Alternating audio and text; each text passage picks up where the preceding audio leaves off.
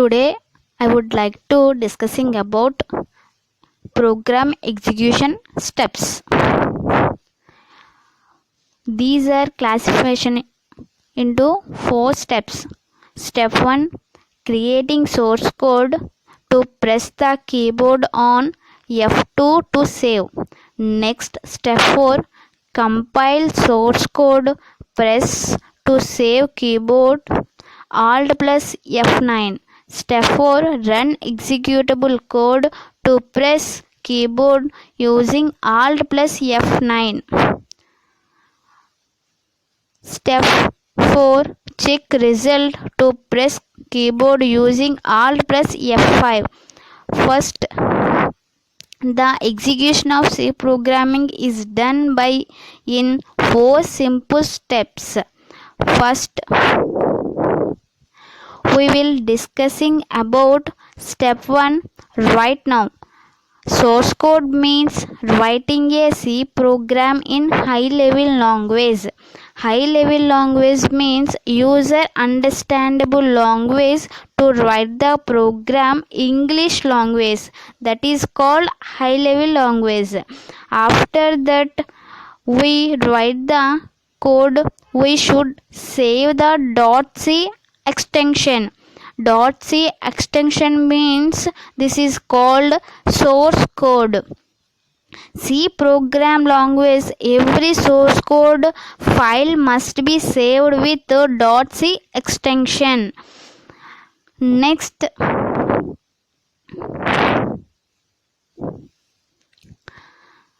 to write the source code, open that editor, that means C editor.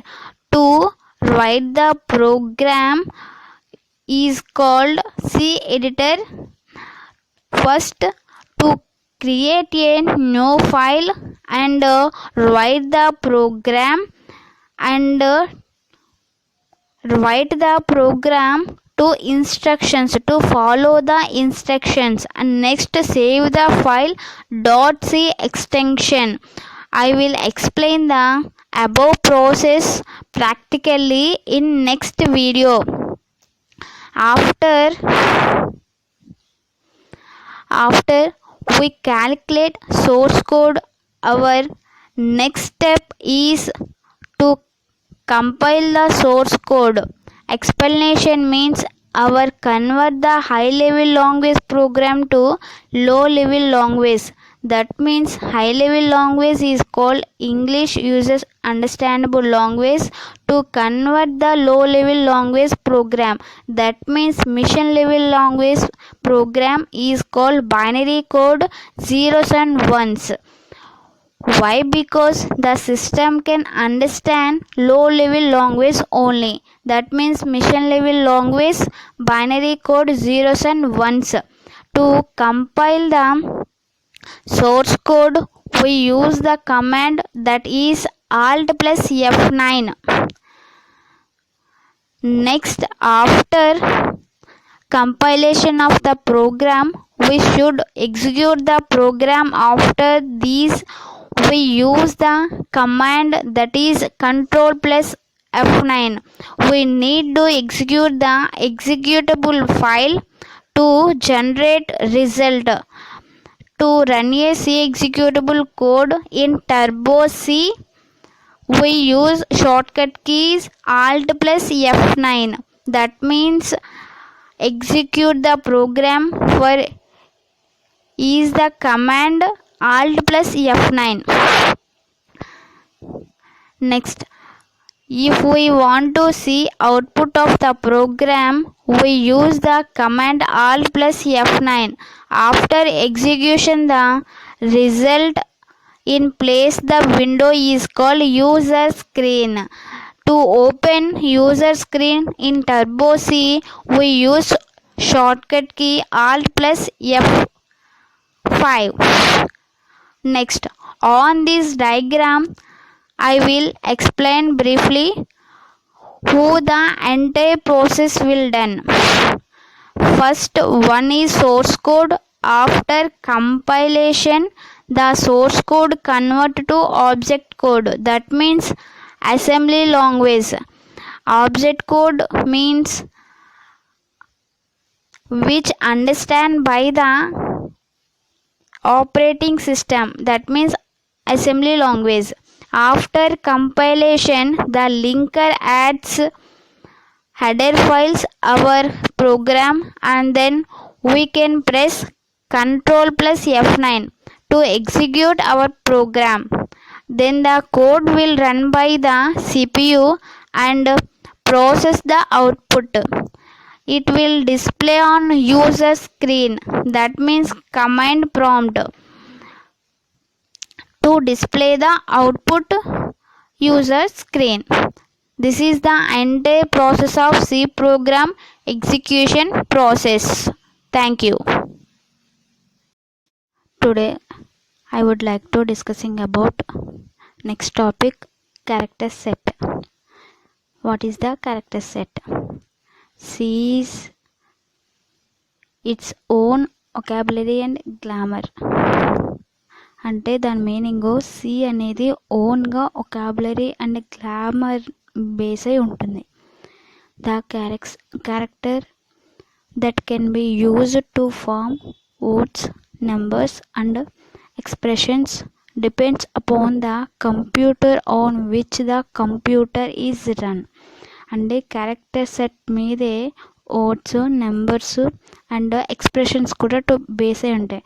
And character set అంటే through using keyboard ద్వారా మీరు కంప్యూటర్కి ఏదైతే అది క్యారెక్టర్స్ కావచ్చు అండ్ డిజిట్స్ కావచ్చు and special symbols star, plus, minus, into ఎన్నాటిని కలిపి క్యారెక్టర్స్ సెట్ కింద ఇక్కడ కాల్ చేస్తాం. ఓకేనండి. There are 2 types of character sets. First one, source character set. Second one, execution character set. First one, source character set means user depend input characters. అంటే keyboard ద్వారా users ఏదైతే type చేసి information ఇస్తారో దాన్ని source character set అంటాం. Next execution character set. ఏదైతే ఇచ్చినప్పుడు అక్కడ సమ్ స్పేషెస్ కానీ, బ్యాక్ స్పేస్ కానీ, సమ్ ఎంటర్ బటన్ కానీ, ఇలా ఎస్కేప్ కానీ ఇలాంటి యూజ్ చేస్తామో ఆ బటన్స్ని ఎగ్జిక్యూషన్ క్యారెక్టర్ సెట్ కింద కాల్ చేస్తాం.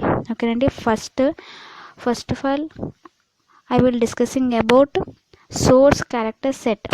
The source character set are grouped into the following categories. అంటే మన కింద డిస్ప్లే చేసిన డయాగ్రామ్లో చూపించిన అన్ని ఆల్ క్యారెక్టర్స్ని కలిపి మనం సోర్స్ క్యారెక్టర్ సెట్ కింద కాల్ చేస్తాం. అంటే it's a group of alphabets, digits, special characters, white spaces is called as source character set. First one alphabets, second one digits, special characters, fourth one white spaces. First I will explain alphabets. Alphabets is called as uppercase letters and lowercase letters. అంటే మనం ఏదైతే ఆల్ఫాబెట్స్లోని ఓకేనా upper case letters అంటే capital letters A, B, C, capital letters. Lower case letters means small a, small b, small c and so on.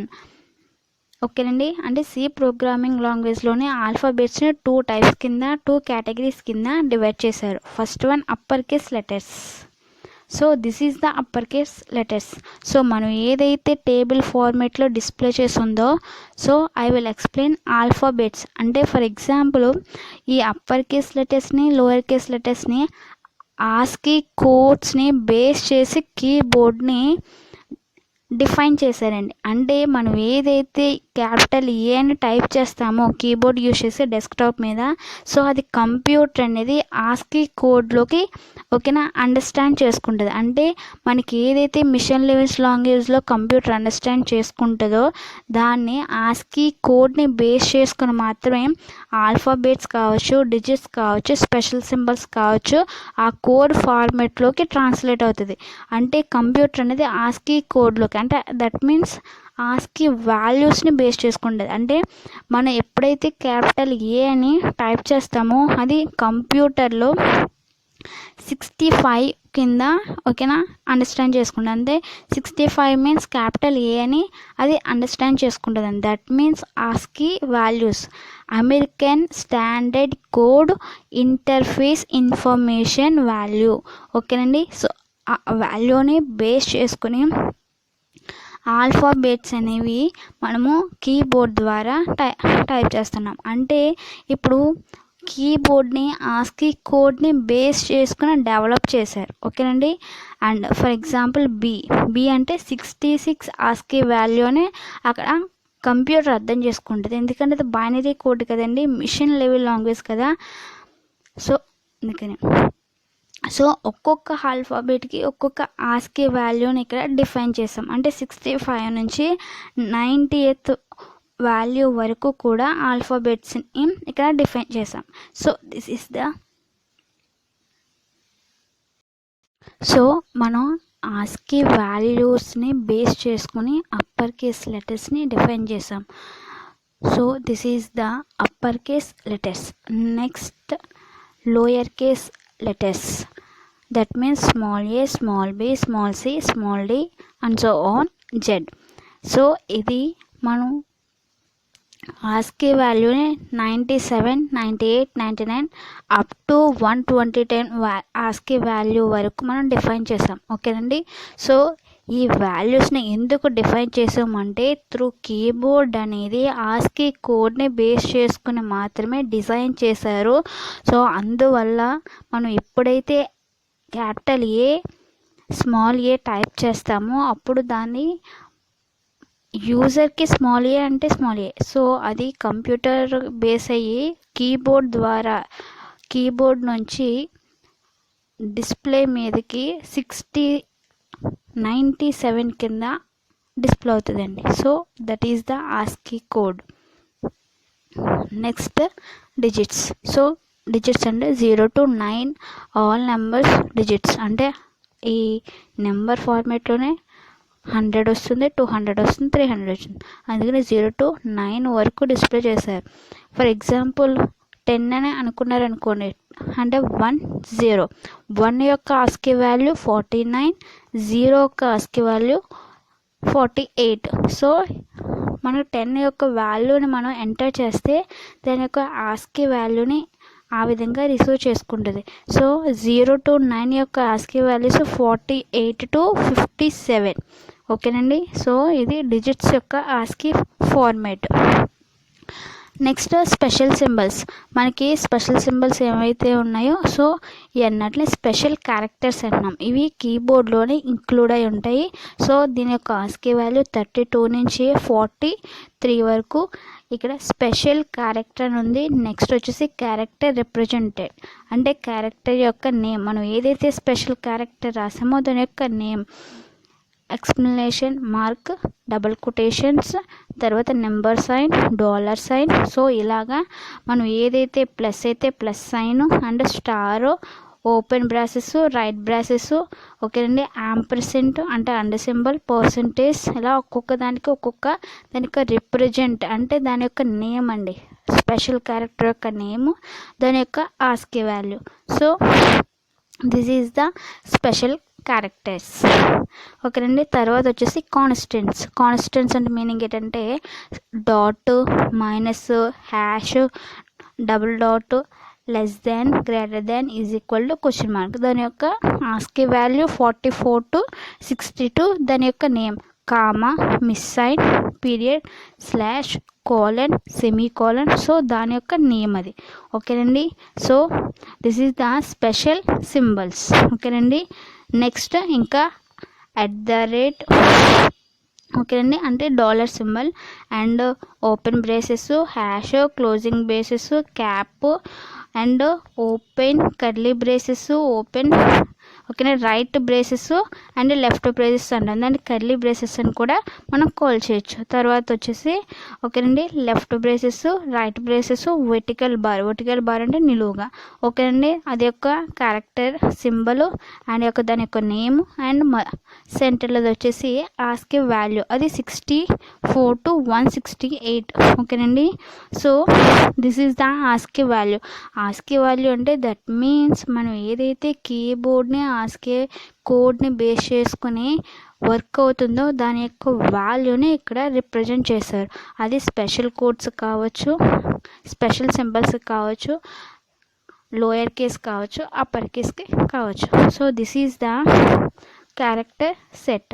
Next వచ్చేసి white space characters. White space characters అంటే back space use చేస్తాం, మనం enter use చేస్తాం, tab use చేస్తాం. ఓకేనండి, and question mark use చేస్తాం. So this is the special characters కాకుండా special పర్పస్కి, స్పెషల్ వర్క్కి యూజ్ చేసే వాటిలో మనం వైట్ స్పేస్ క్యారెక్టర్స్ అంటాం.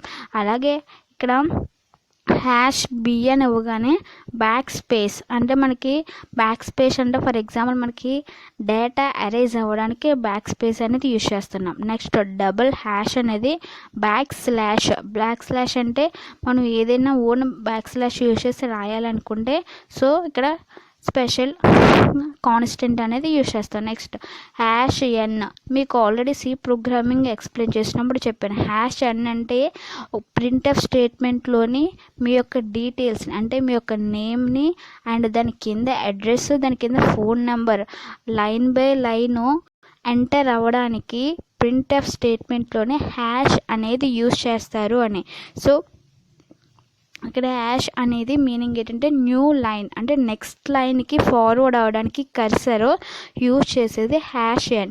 అలాగే ఫార్వర్డ్ ఫీల్డ్ అంటే ఎఫ్ అంటే ఫామ్ ఫీల్డ్ అనేది దానికి ఒక మీనింగ్. అండ్ #0 అంటే నల్ వాల్యూని ప్రింట్ చేయడానికి #0 అనేది. సో ఈ పర్పస్ మొత్తం ఈ కాన్స్టెంట్స్ మొత్తం ఎక్కడ యూజ్ చేస్తామంటే సి ప్రోగ్రామింగ్లోనే యూజ్ చేస్తాం.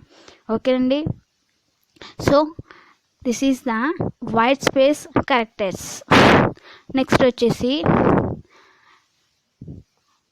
Execution character set. Execution character set means those character perform the other function aside from the displaying text. So examples are అంటే మనం ఏదైతే టెక్స్ట్ డిస్ప్లే చేస్తున్నామో దాని తర్వాత అంటే బ్యాక్ స్పేసింగ్ అంటే బ్యాక్ స్పేస్ కావచ్చు, ఇక్కడ ఎంటర్ కావచ్చు, అండ్ ట్యాబ్ స్పేస్ ఉంటుంది అంటే క్యాప్స్లోకి క్యాప్సుల్ ఉంటుంది. సో ఇవన్నట్లు మనము ఎగ్జిక్యూటబుల్ క్యారెక్టర్ సెట్ అంటే అది ప్రోగ్రామ్ అనేది ఆపరేట్ అవుతుంది అంటే బ్యాక్ స్పేస్ అనేది ఆపరేట్ అవుతుంది కానీ డిస్ప్లే అదో టెక్స్ట్ లాగా. ఇప్పుడు ఏ అనుకోండి, ఏ అనేది మనకి డెస్క్టాప్ మీద కనిపిస్తుంది. స్పెషల్ సింబల్ ఏదైతే ఉందో అది మనకి డెస్క్టాప్ మీద డిస్ప్లే అవుతుంది. కానీ ఈ ఎగ్జిక్యూటబుల్ క్యారెక్టర్ సెట్ అనేది ఒక ప్రోగ్రామ్ అనేది పర్ఫామ్ చేస్తుంది కానీ అది డెస్క్టాప్ మీద కనిపించదు.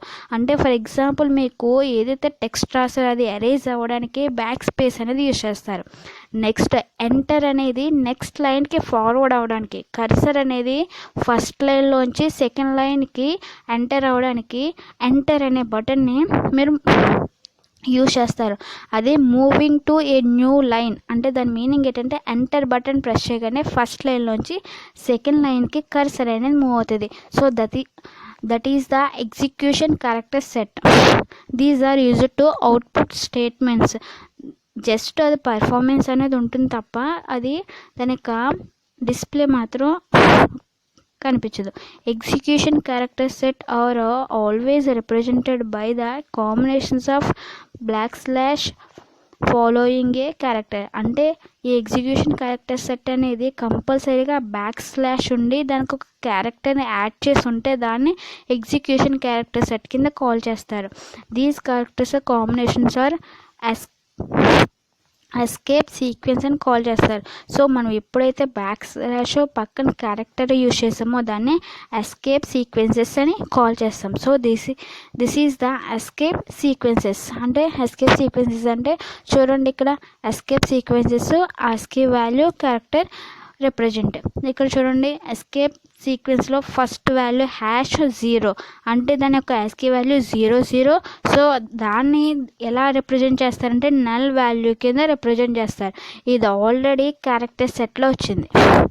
#0 అనేది నల్ వాల్యూ కింద రిప్రజెంట్ చేస్తారండి. సో అందులో వాల్యూస్ ఇందులో కూడా కొన్ని రిప్రజెంట్ అవ్వచ్చు. అండ్ #A అనేది అలారం బేస్డ్ అంటే బీప్ బెల్ అంటే ఒక సౌండ్ ఫార్మేట్లోకి మనకి రిప్రజెంట్ అవ్వడానికి #A అనేది యూజ్ చేస్తాం ఎక్కడ సి ప్రోగ్రామింగ్ లాంగ్వేజ్లో. ఓకేనండి. నెక్స్ట్ #B అనేది 8 అంటే బ్యాక్ స్పేస్ కింద ఇది యూజ్ చేస్తాం. అండ్ #T అంటే హారిజెంటల్ ట్యాబ్ అంటే 4 స్పేసెస్ కలిపి హారిజెంటల్ ట్యాబ్ అంటే దట్ మీన్ ఒక 1 స్పేస్ మీన్స్ ఒక వర్డ్ అండ్ 4 స్పేసెస్ మీన్స్ అంటే హారిజెంటల్ ట్యాబ్. అండ్ #N అంటే దాని యొక్క ASCII వాల్యూ 10 అది new line. So this is the escape sequences. So these are combinations of character set. ఓకేనండి. Character సెట్లో వచ్చేసి మనకి 2 టైప్స్ ఉంటాయి, సోర్స్ అండ్ ఎగ్జిక్యూషన్. సోర్స్ దాంట్లోనే alphabets, digits and special characters, white space ఉంటుంది. అండ్ ఎగ్జిక్యూషన్లోని sequence, escape sequences అనే ఉంటాయి. So these are the character sets combinations of characters, alphabets, special symbols and white spaces. So these are character set. Thank you. I would like to discussing about next topic, constants. What is the constants? Constant is a value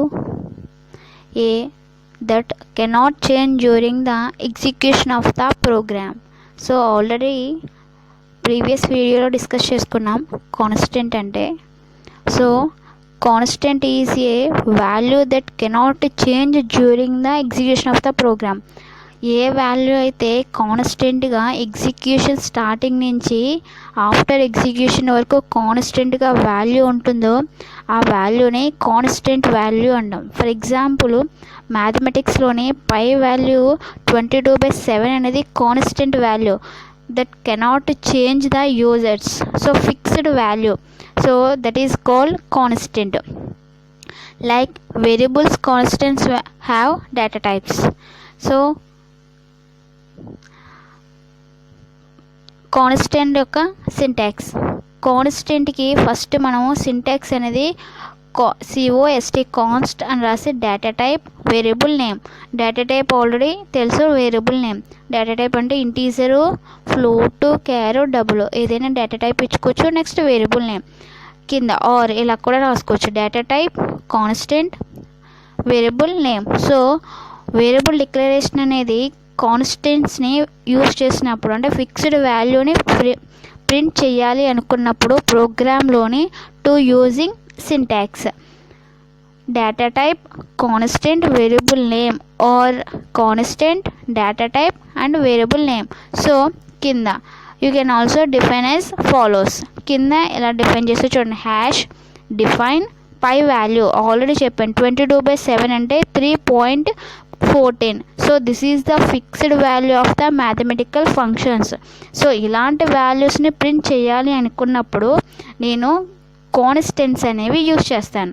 so ఈ constants వాల్యూస్ని variable declaration చేయాలి అనుకున్నప్పుడు so పై సింటాక్స్ని use చేస్తాను.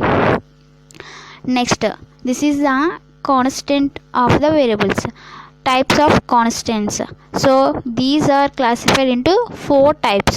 First one, integer constants. Second, real constants, character constants, string constant. First we will discussing about integer constant. What is the integer constant? See, integer constant is a decimal, octal or hexadecimal numbers. So ఏవైతే decimal numbers, octal constants, hexadecimal constants ఉన్నాయో వాటిలన్నిటిని integer constants కింద call చేస్తాము. అంటే decimal numbers అంటే 0 to 9 వాల్యూస్ని ఓకేనా అంటే single double డిజిట్స్ని ఇంటీజర్ కాన్స్టెంట్స్ కింద కాల్ చేస్తాం. ఆక్టల్ కాన్స్టెంట్స్ అంటే 3 డిజిట్స్ వాల్యూస్ని ఫస్ట్ 3 డిజిట్స్ అనేవి రిప్రజెంట్ చేస్తాము. That is called octadecimals. Hexadecimal decimals అంటే is a collection of numbers and characters. So నెంబర్స్ని క్యారెక్టర్స్ని కాంబినేషన్తోనే హెక్సాడెసిమల్స్ అనేవి చేస్తాం. ఓకేనండి. డెసిమల్ నెంబర్స్ అనేవి 0 to 9 నెంబర్స్ వరకు ఉంటుంది. ఆక్టల్ అంటే డెసిమల్ నెంబర్ కంటైన్స్ 10 డిజిట్స్ అనేది ఫార్మేట్ ఉంటుంది. నెక్స్ట్ ఆక్టల్ డెసిమల్స్ అనేది 12 డిజిట్స్ నెంబర్ అనేది ఉంటుంది. హెక్సాడెసిమల్ ఫార్మేట్ అనేది 16 డిజిట్స్ అనేది ఉంటుంది. అంటే 1 to 9 అనేది ఉంటుంది. తర్వాత 9 తర్వాత ఆల్ఫాబెట్స్ అనేవి ఉంటాయి. ABCD అలాగా 16 వరకు ఉంటాయి. ఓకేనండి. సో ఇక్కడ 10, 12 అండ్ 16 డిజిట్స్ అనేవి ఉంటాయి. సో ఈ అన్నిటిని కలిపి ఇంటీజర్ కాన్స్టెంట్స్ కింద చేస్తాం. Integer constants are always positive until the specifies the negative minus sign. So ఇది ఇంటీజర్ వాల్యూస్ అనేది పాజిటివ్ అంటే లేకపోతే మైనస్ సైన్ వాల్యూస్ అనేది యూజ్ చేస్తారు. సో ఇక్కడ చూడండి డెసిమల్స్ ఆక్టల్కి అండ్ హెక్సాఆక్టల్కి example of the program. First already మీకు తెలుసు program explanation. Hash include stdio.h అంటే pre process directory. Next starting of the program and starting of the parenthesis, ending of the parenthesis. మధ్యలో వచ్చేది మన statements or and variable declaration అనేది రాస్తాం. First చూడండి కాన్స్టెంట్స్ని యూజ్ చేసినప్పుడు CONST కాన్స్టెంట్ రాసి డేటా టైప్ రాసి అండ్ వేరియబుల్ వాల్యూ రాసాం. సో అక్కడ ఇంట్ అనేది డేటా టైప్. A = 10 2 డిజిట్స్ రాసాం కాబట్టి అది డెసిమల్ కాన్స్టెంట్. నెక్స్ట్ ఇంట్ కాన్స్టెంట్ అని రాసి B = 0 12 అని రాసాం కదా, అంటే 3 డిజిట్స్ రిప్రజెంటేషన్ చేసాం కదా, అది ఆక్టల్ అవుతుంది. నెక్స్ట్ వచ్చేసి C = OXA అంటే is combinations of numbers and characters. రెండు ఉన్నాయి కాబట్టి అది హెక్సాడెసిమల్ కాన్స్టెంట్స్ అంటాం. These are integer constants. ఓకేనండి. ఇది ఎగ్జాంపుల్లోని వేరియబుల్ డిక్లరేషన్ అంటే యూజింగ్ ఇంటీజర్ కాన్స్టెంట్స్ని ఏ విధంగా డిక్లేర్ చేయాలి అన్నది సింపుల్ ఎగ్జాంపుల్ ప్రోగ్రామ్. నెక్స్ట్ వచ్చేసి real constants. Real constant is called as float values అంటే పాయింట్ వాల్యూస్ని రియల్ కాన్స్టెంట్స్ కింద రిప్రజెంట్ చేస్తాం. The default form the real constant is a double and it must B of A decimal points. Decimal points is meaning of 10.0, 0.0, 6.77 is called as decimal points, that is called real constants. We have represent the negative numbers in a real constants. It may be the fractional form or exponential form. అంటే example చూడండి 3.45 అనేది decimal point, that is called real constant.